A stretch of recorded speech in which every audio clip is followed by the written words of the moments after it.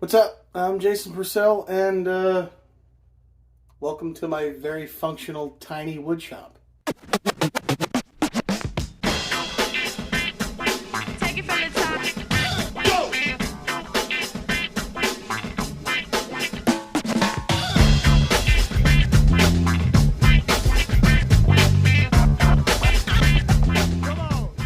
I mean, a lot of you guys know me on here as the either the drummer for Double Cherry Pie or the host of Creating Fear 101, or just the silly dude that does silly things and occasionally makes stuff. And I am stepping into a new role, woodworking, specifically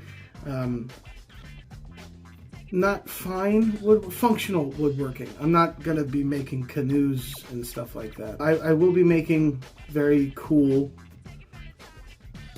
unique maybe pieces out of wood, and I just wanted to show you guys my functional little there's still a happy birthday thing. I'll be showing you my little shop area here and what all can be done in, you know, about 16 square feet.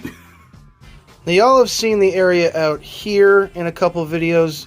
This is a large area where I can take, you know, big pieces of stock and make them small to bring in here. First thing we see here is Rosie. She's the shop vacuum. She's pretty awesome. Starting down low here, we've got, some basic essentials. Got a Dremel here with a bunch of bits. This is for, you know, fine little finishing and detail work.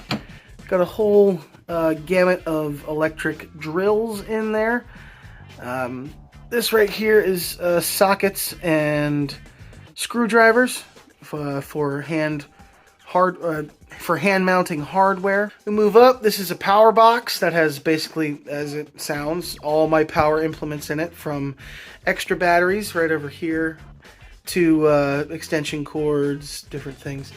There's my framing hammer. That doesn't go there. Next up here is one of these boxes here is full of paint implements. This is a lot of fabric stuff. We do more than wood. We do, you know, a bunch of different things here. That's paint and glues, kind of deep storage for extra glue and things like that. Right here is a box specifically for my wood chisels, 1/4 up through 1.5 inch. Different measuring and squaring implements for things that are under a foot. This is a mug my son made me. That's where I like to keep just keep extra and spare hardware. Got a couple different kinds of tape, a few different types of glue. We got some wood glue here. That's some of the Gorilla Glue, Gorilla Wood Glue, and Tight Bond are my two favorites. We also have the absolute, if you're going to make EVA foam things, like helmets and armor and all kinds of stuff, like that stuff up there, barge glue is the #1 adhesive you want. I mean, they make shoes with this stuff. It's fantastic. The world of clamps. Basically, clamping philosophy is you never have too many. I have embarrassingly small amounts of clamps. I have enough to do it. I do, but I always need more. You've got regular little hand clamps here. I've got a couple more of those in deep storage.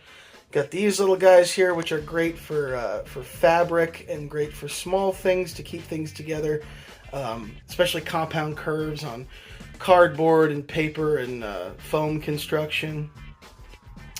Here are some big 18-inch bar clamps. This is how we make. This is one of the implements I use when I make the memory boxes.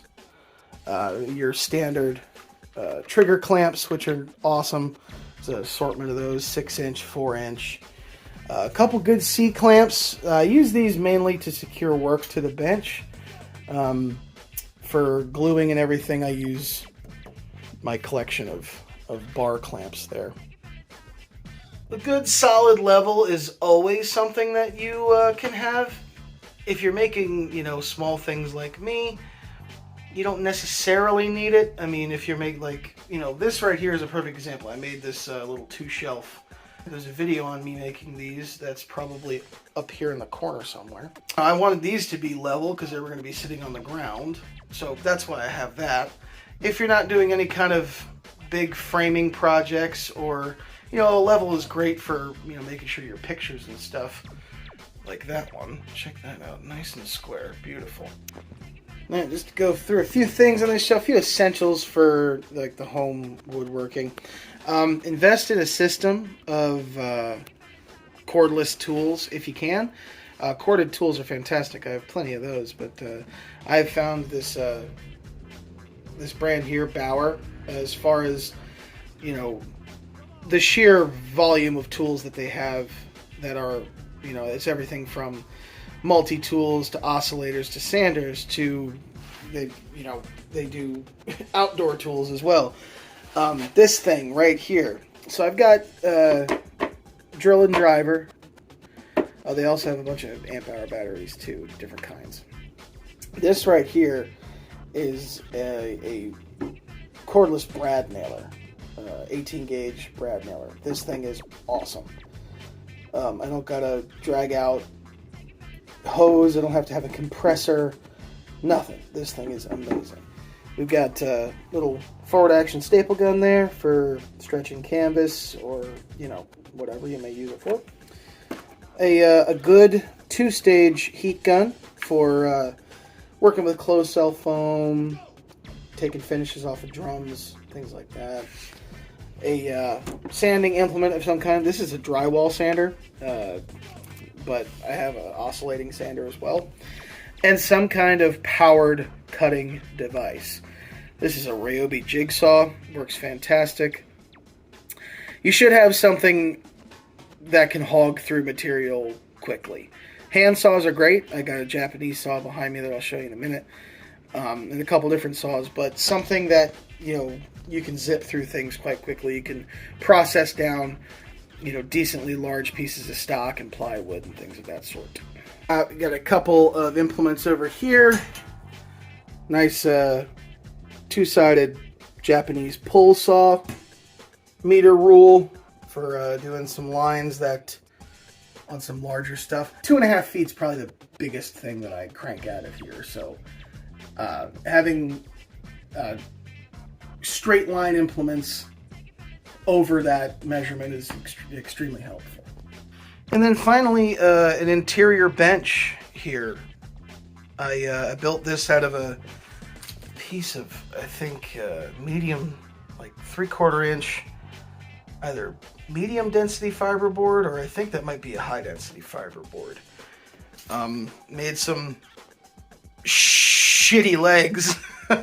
They fold up underneath and they add stability, but mainly it's attached to the wall here on a couple of retractable like braces. They can fold down and this thing lays kind of flush to the wall. They are 300 pound rated, so I can put a decent amount of pressure on the bench if I want to. And also I've got plenty of clamping surfaces, so I can clamp work down and work on it. I'm going to be working on some finger joints and some dovetails with a coping saw. Wish me luck. And if we got to glue stuff, we go outside. If we got to paint stuff, we go outside. If I got to set up a booth or like a little pop tent out there to do some finishing, to do some major sanding, if I got to break down large pieces of material, then I can do it out there. But mainly, a lot of the work is done right in this little square in my house here in Wilmington, North Carolina. I can't wait to make more stuff and make more videos for you guys about making things. I'm super excited about this. It's something that I've always wanted to do. I've always aspired to make cool and interesting objects. And yeah, I hope to outgrow this little space I've got here. But even if I don't, it's pretty cool. I love you guys. As always, love each other, and I'll see you on the next one.